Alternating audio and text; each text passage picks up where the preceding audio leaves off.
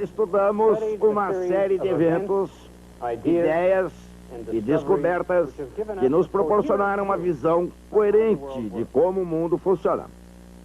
Começamos com Copérnico, Kepler e Galileu e combinamos com a teoria da mecânica de Newton. Houve então o estudo da eletricidade, que por sua vez culminou na bela teoria de Maxwell. Mas pareceu então surgir uma contradição interna entre essas duas grandes ciências. A mecânica se baseia no princípio da inércia, o que significa que não pode existir um estado de repouso absoluto. Isso, por sua vez, significa que não pode haver uma velocidade absoluta. Mas a teoria de Maxwell incluía uma velocidade absoluta, a velocidade da luz. Albert Einstein surgiu então e reconciliou essas ideias para todos nós. Mas fomos obrigados a abrir mão da nossa compreensão intuitiva do significado de espaço e tempo. Enquanto isto, uma terceira história se desenvolvia, o estudo da matéria. Num certo sentido, a termodinâmica fazia parte dessa história, pois tratava das alterações entre a matéria e a energia. No final das contas, ela acabou nos oferecendo uma visão nova e profunda do significado do fluxo do tempo. Mas há uma questão com a qual ainda não nos confrontamos. A velha questão das partes integrantes da matéria. Quando essa questão foi respondida, tudo aquilo que havíamos aprendido sofreu uma profunda transformação. Essa é a questão que vamos analisar hoje.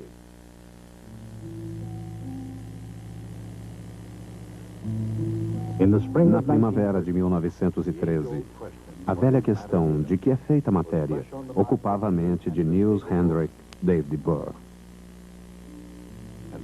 E a resposta do jovem dinamarquês, uma resposta quase revolucionária, foi o modelo do átomo de hidrogênio. Seu trabalho foi importantíssimo, uma virada decisiva da física teórica. Mas, de acordo com tudo que era sagrado na época, mecânica de Newton e teoria de eletromagnetismo de Maxwell, ela não podia estar certa. De qualquer maneira, suas ideias foram concebidas de maneira brilhante. Em primeiro lugar, Bohr adotou um modelo de átomo que se assemelhava a uma miniatura do sistema solar. Um núcleo positivo pesado ocupava o lugar do Sol. E como um planeta, um elétron era colocado na sua órbita.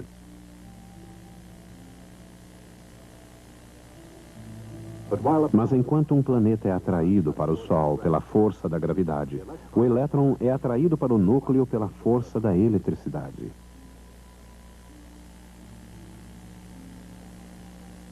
Assim, apesar da diferença entre os dois, ambos tinham forças da mesma forma básica de D sobre R ao quadrado, e ambos teriam as mesmas espécies de órbitas. Como Johannes Kepler observara e Isaac Newton explicara séculos antes, essas órbitas eram elipses. Ou, dependendo de sua excentricidade, talvez até mesmo circunferências.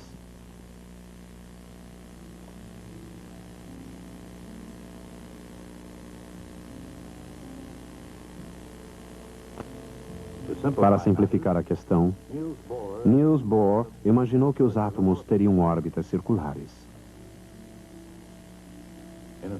Numa órbita circular, a energia potencial é menos D sobre R. A energia cinética é positiva, mas equivale à sua metade. Assim, a energia total é menos 1/2 de D sobre R, quer se trate de um planeta ou de um átomo. Isso parecia o próprio modelo de um átomo newtoniano. Qual o problema com ele? Em outras palavras, de que maneira isso violava as leis da física da época? Se as ideias de Niels Bohr contrariavam realmente essas leis, por que então todos aqueles físicos que estavam certos não descartavam a novidade imediatamente? Talvez porque, nesse aspecto, o jovem Bohr estivesse pisando em terreno firme, o que fazia com que valesse a pena observar o seu trabalho com maior atenção. Foi quando os problemas se tornaram óbvios. Radical, Bohr tinha ido ainda mais longe, longe o suficiente para afirmar que um elétron podia existir apenas em certas órbitas, o que contrariava as leis de Newton. Mas ao contrário de Maxwell, Bohr afirmava que o elétron só irradiaria ou absorveria energia quando saltasse entre essas órbitas bem determinadas. Essas propostas eram mais do que simples contestações. De fato, no mundo da física, eram totalmente contra a lei. O que poderia ter conduzido a esse caminho? Uma geração antes, ao tratar da questão do átomo, o professor James Clerk Maxwell praticamente escreveu um livro. Como um dos editores da incomparável 9ª edição da Enciclopédia Britânica, seu trabalho sobre o átomo foi não apenas a ciência mais avançada da sua época, ele resumiu toda a especulação filosófica desde a Idade do Ouro. 4 séculos antes de Cristo, um filósofo grego chamado Demócrito viu os átomos como partículas autopropulsionadas, movimentando-se no vazio. Mas Aristóteles não via as coisas da mesma forma como Demócrito, e o assunto foi encerrado. Mas só até o fim do Renascimento, quando Galileu retomou a ideia. Foi seguido por Boyle, Descartes, Newton e muitos outros cientistas no mesmo caminho, inclusive Maxwell. Nas palavras do próprio Maxwell, nos tempos modernos, a existência de átomos ocupa novamente lugar de destaque nas pesquisas científicas.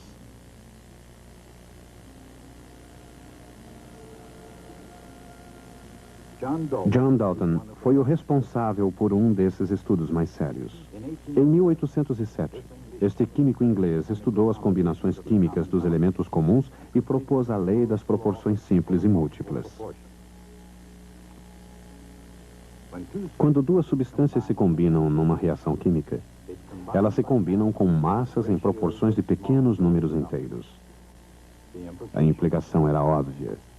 Para se combinarem em proporções assim tão definidas, as substâncias devem ter partes básicas ou fundamentais, os átomos. A ideia de Dalton não deixava de apresentar suas dificuldades, e uma das mais importantes foi superada por um químico italiano chamado Amedeo Avogadro. Antes de mais nada, Avogadro percebeu que até mesmo os gases mais simples, como oxigênio ou nitrogênio puros, eram compostos não de átomos individuais, mas de combinações de átomos chamadas moléculas.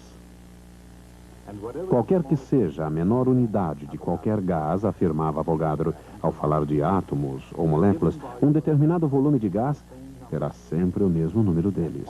Essa quantidade acabou ficando conhecida como o número de Avogadro. E sua descoberta tornou-se um passo vital no desenvolvimento da teoria atômica.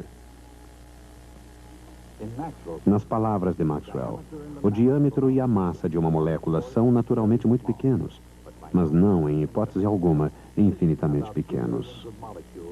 Cerca de 2 milhões de moléculas de hidrogênio ocupariam 1 milímetro.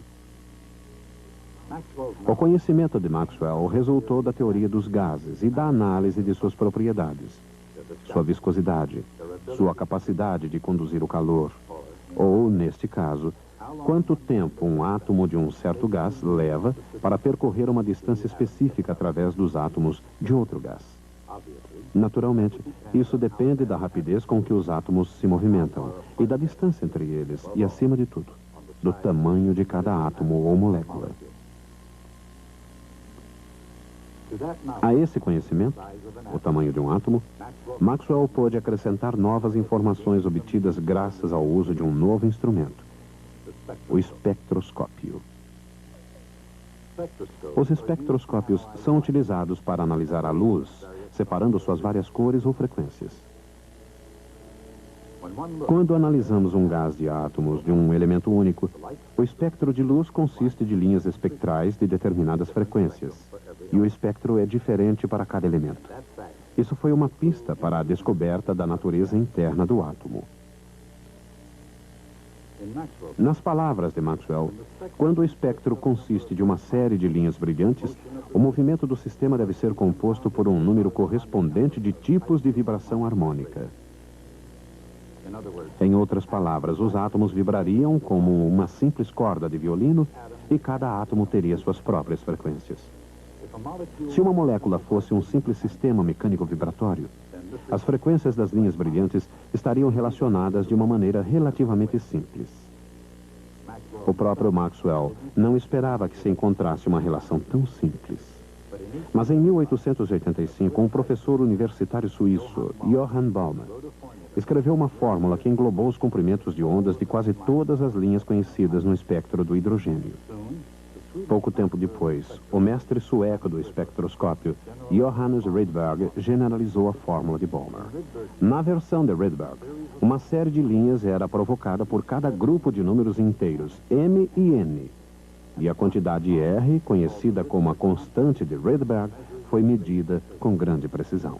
Daí em diante foi possível prever novas linhas. Mas para compreender a natureza do átomo no sentido mais profundo, seria necessário que alguém fizesse uma descoberta ao longo de linhas diferentes. Esse alguém foi o professor J.J. Thomson, um discípulo de Maxwell na teoria do eletromagnetismo, um homem decidido a investigar a natureza interna do átomo e a descobrir como ele funcionava. Mais tarde, outros transformariam o tubo de raios catódicos na televisão e nas telas de computador. Mas algo mais significativo a longo prazo foi o fato de as experiências de Thomson terem demonstrado que os raios que emanam de um cátodo aquecido num tubo de vidro vazio são partículas carregadas eletricamente.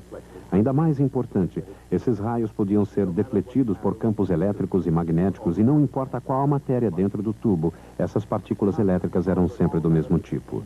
Thomson percebeu que todos os átomos continham as mesmas partes em movimento, ou em outras palavras, corpúsculos, e que ficariam conhecidos como elétrons. Com isso em mente, ele desenvolveu o que foi chamado de modelo de pudim de ameixas. Mais do que um recurso intelectual, ele constituiu uma explicação substancial do espectro dos elementos. Na teoria do professor Thomson, cada átomo consiste de uma grande esfera de carga elétrica positiva, contendo um número suficiente de elétrons negativos para equilibrar a carga total e torná-la neutra. O que parecia ser uma ideia sensata, logo fracassaria num teste crucial. Podemos decompor os átomos das maneiras mais diversas. O barão Ernest Rutherford, ganhador do Prêmio Nobel e uma figura destacada da física, deixou a Nova Zelândia para estudar física em Cambridge, onde teve oportunidade de trabalhar com o professor Thomson. Uma determinada lei com um elemento radioativo. Ao pronunciar essas palavras, ele, que há muito sucedera seu mentor como diretor no laboratório Cavendish, Rutherford havia se tornado ele próprio o mestre do átomo. E nos oferece uma compreensão muito mais clara. Ainda antes de Rutherford iniciar as suas experiências, descobriu-se que os átomos podem dividir-se naturalmente e emitir uma radioatividade de raios alfa.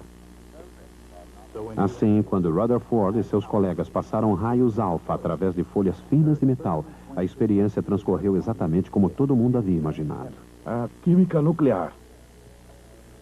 Os raios pareciam atravessar o metal como se ele fosse um pudim, enfrentando pouquíssima resistência e seguindo seu curso praticamente sem desvios. Mas num dia importante da história da ciência, eles observaram o que ninguém esperava. O fato mais inacreditável que já aconteceu na minha vida, disse Rutherford. Era quase tão inacreditável como alguém lançar uma bomba de 15 polegadas contra um pedaço de papel, ela ricochetear e lhe atingir. O fato inacreditável foi que, em vez de atravessar o papel, alguns dos raios alfa ricochetearam. Rutherford percebeu que, ao contrário do modelo de Thomson, toda a carga positiva do átomo precisava ser concentrada dentro de um núcleo minúsculo. Isso acontecia porque, apesar de toda a carga positiva concentrada numa região muito limitada, a força elétrica próxima seria suficiente para repelir ou, pelo menos, defletir uma energética partícula alfa, caso ela lhe chegasse muito próxima. Além disso, se o núcleo contivesse a maior parte da massa do átomo, ele poderia repelir uma ocasional partícula alfa sem retroceder muito. Essas ideias levaram Rutherford, em 1911, a propor um modelo planetário de átomo. Segundo Rutherford, o sistema solar e o átomo invisível eram quase que imagens refletidas um do outro. Ambos obedeciam a leis quase idênticas. No modelo de Rutherford, cada átomo tinha um núcleo pesado com carga positiva. Seu núcleo era cercado por elétrons leves de carga negativa, que orbitavam o núcleo como planetas em torno do Sol. Mas enquanto os planetas eram mantidos juntos pela força da gravidade, os átomos eram mantidos juntos pela força da eletricidade. Como uma deusa grega nos céus, essa era uma ideia de incrível beleza. E da mesma forma, boa demais para ser verdade.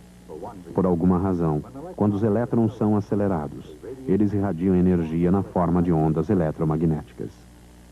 Mas um elétron em órbita estaria acelerando constantemente, irradiando sempre energia. Girando e girando, o elétron acabaria caindo em órbitas cada vez menores, irradiando não linhas do espectro, mas um contínuo arco-íris de cores. E, finalmente, de forma inevitável, acabaria caindo no núcleo.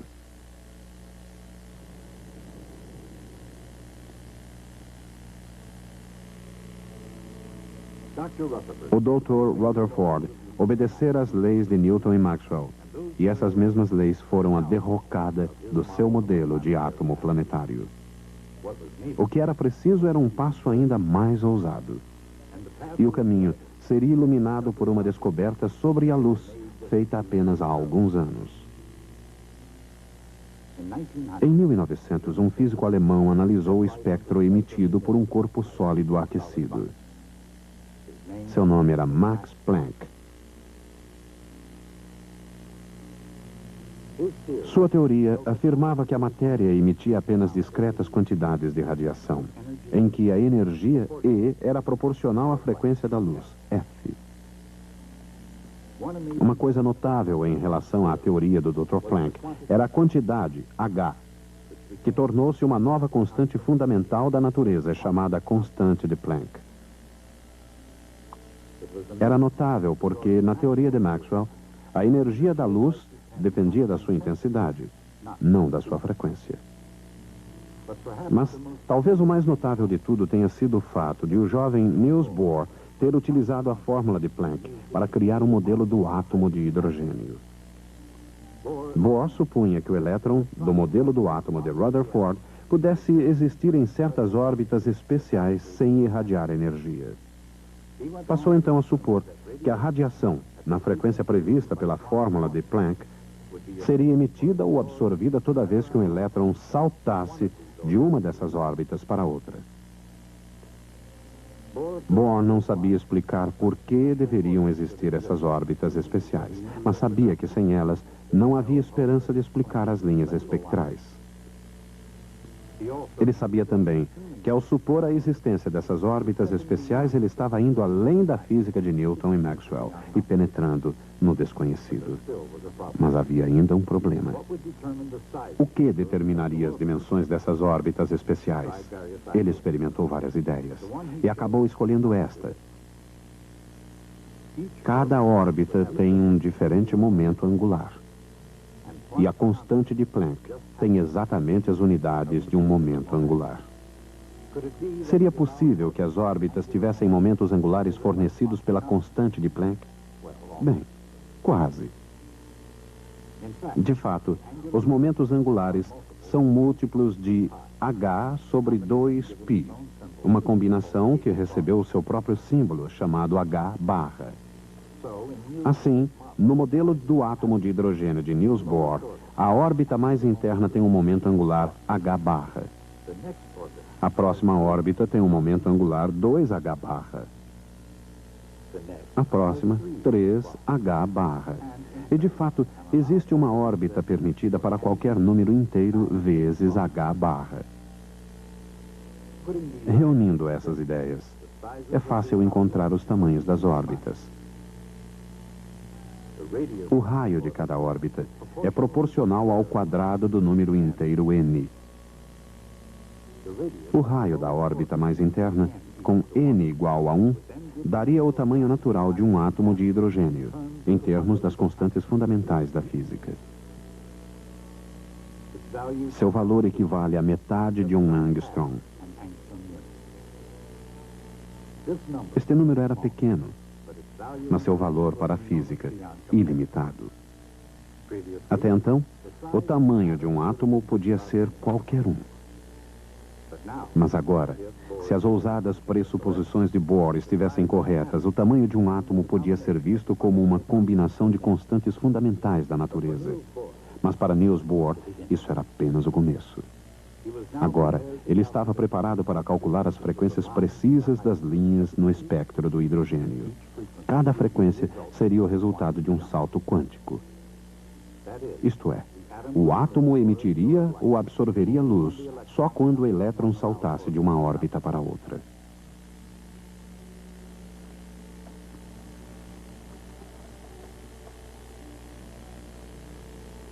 Os elementos do cálculo estavam todos à mão, prontos para serem reunidos. Primeiro, os tamanhos das órbitas. Depois, as energias das órbitas.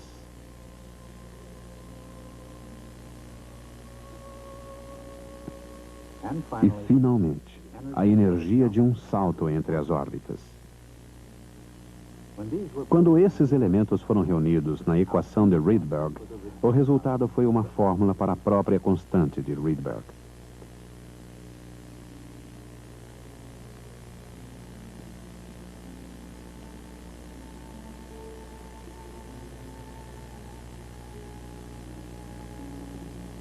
Seus componentes eram, mais uma vez, constantes fundamentais da física. E quando todos eles foram reunidos, produziram uma previsão que podia ser comparada com a experiência. A coincidência entre o modelo de Niels Bohr e os dados experimentais era absolutamente surpreendente. Assim, como a ideia newtoniana de ação à distância, o modelo de átomo de hidrogênio de Bohr foi aceito não por ser fácil de se entender, ou por ser uma ideia também fácil de se conviver. Pelo contrário, assim como Newton, Bohr demonstrou uma notável concordância com a observação, algo que não podia ser negado. Ninguém sabia por que o modelo do átomo de Bohr deveria funcionar, mas mesmo assim as maiores inteligências da época concordaram que ele funcionava. Por quê? Porque na física de Bohr, assim como na de Newton, há uma concordância entre a teoria e a experiência. Simplesmente precisa demais para ser ignorada. Niels Bohr tomou a velha física e, com sua profunda visão do átomo, impulsionou diretamente para o futuro. Essa busca da natureza do átomo é particularmente interessante, porque as pessoas estavam tentando explicar algo que não podiam ver e que obedecia a regras que sequer haviam sido formuladas. A verdadeira questão é a seguinte: como é possível fazer uma coisa dessas? Por onde começar? O que é preciso quando nos confrontamos com uma série de informações confusas? É alguma ideia capaz de ordenar e explicar as suas características mais importantes. Talvez ela não explique tudo, mas revela os pontos-chave, as características básicas. Uma ideia como essa tem um nome definido na ciência. Ela é chamada modelo. De vez em quando tem-se uma ideia da qual se gosta tanto que chega-se a acreditar que ela encerre mais do que apenas características básicas. É possível ter-se uma ideia e acreditar que ela esteja realmente correta. Quando isso acontece, ela recebe outro nome: teoria. Bem, uma vez formulado o seu modelo ou a sua teoria, o próximo passo é parecido com o que lhes ensinamos a fazer. É mais ou menos como resolver um problema de uma lição de casa. É preciso determinar as consequências do seu modelo ou da sua teoria. É preciso obter a resposta correta no sentido de essa resposta corresponder à previsão do seu modelo.